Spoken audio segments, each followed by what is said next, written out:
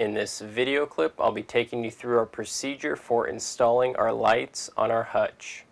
I purchased this lighting kit from the hardware store.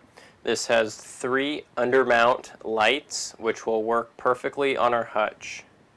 If you take a look at these lights, when you take the top off of it, there's 3 spots where you can put screws. Now that's going to mount the side of our hutch. To mount them, you simply screw the screws in and replace the cap.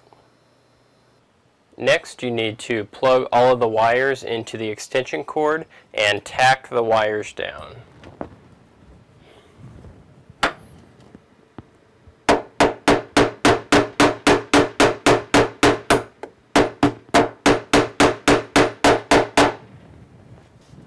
And lastly, we need to test them to make sure they're working. Everything seems to be working properly.